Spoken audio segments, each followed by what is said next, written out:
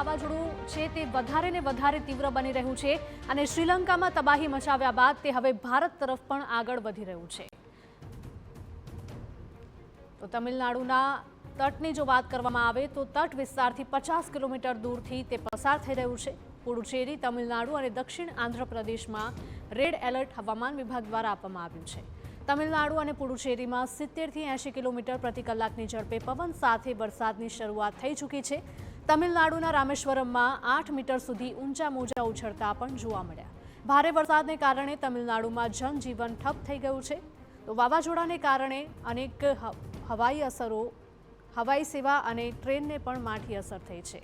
તો શ્રીલંકામાં તબાહી મચાવીને ચક્રવાત દિત્વા આગળ વધી રહ્યું છે। દરિયાકાંઠાના નજીકથી પસાર થઈ રહ્યું છે દિત્વા વાવાઝોડું। તમિલનાડુના તટ વિસ્તારથી 50 કિલોમીટર દૂરથી તે પસાર થઈ રહ્યું છે। પુડુચેરી, તમિલનાડુ અને દક્ષિણ આંધ્રપ્રદેશમાં રેડ એલર્ટ જાહેર કરવામાં આવ્યું છે। તો તમિલનાડુ અને પુડુચેરીમાં 70 થી 80 કિલોમીટર પ્રતિ કલાકની ઝડપે પવન સાથે વરસાદનું આગમન થયું છે।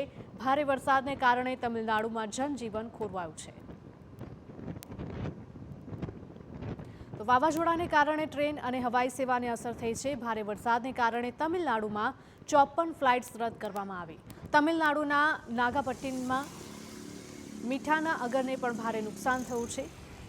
વેધરનિયમ વિસ્તારના 9000 એકરના મીઠાના અગર પાણીમાં ડૂબી ગયા છે। તમિલનાડુ અને પુડુચેરીના દરિયાકાંઠાથી માત્ર 50 કિલોમીટરના અંતરેથી જ આ ચક્રવાત દિત્વા પસાર થઈ રહ્યું છે, જેની અસર સાંજ સુધીમાં જોવા મળી શકે છે। તો શ્રીલંકામાં ભારે કાળો કહેર વર્તાવ્યા બાદ ચક્રવાત દિત્વા હવે દક્ષિણ ભારતના કાંઠા પાસે પહોંચ્યું છે। દક્ષિણ કિનારો ધરાવતા રાજ્યો તમિલનાડુ, આંધ્રપ્રદેશ અને પુડુચેરીમાં તબાહીની દહેશત છે।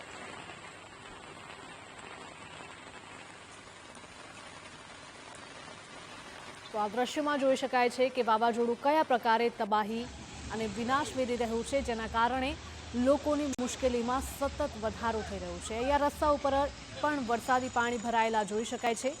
તો વાવાઝોડાના કારણે ઠેર ઠેર વૃક્ષો ધરાશાયી થવાની પણ ઘટનાઓ સામે આવી રહી છે અને અનેક લોકોના માલ સામાનને પણ નુકસાન થયું છે। તો એક બાદ એક તબાહીના દ્રશ્યો સામે આવી રહ્યા છે। શ્રીલંકામાં તબાહી મચાવ્યા બાદ ચક્રવાત દિત્વા સતત તેની દિશા બદલીને આગળ વધી રહ્યું છે।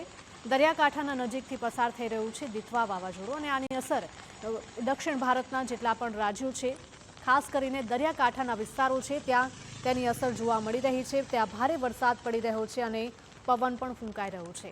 તો દરિયામાં 8 મીટર ઊંચા મોજા પણ ઉછળતા જોવા મળી રહ્યા છે, જેથી કરીને લોકોને ખાસ કરીને સાવચેત રહેવા કહેવામાં આવ્યું છે। એનડીઆરએફની ટીમો પણ સતત મદદ માટે અને રેસ્ક્યુ માટે ખડે પગે રાખવામાં આવી છે। તો તમિલનાડુના તટ વિસ્તારથી 50 કિલોમીટર દૂરથી આ વાવાઝોડું પસાર થઈ રહ્યું છે। પુડુચેરી, તમિલનાડુ અને દક્ષિણ આંધ્રપ્રદેશમાં રેડ એલર્ટ જારી કરી દેવાયું છે। તમિલનાડુ અને પુડુચેરીમાં 70 થી 80 કિલોમીટરની ઝડપે પવન સાથે વરસાદ।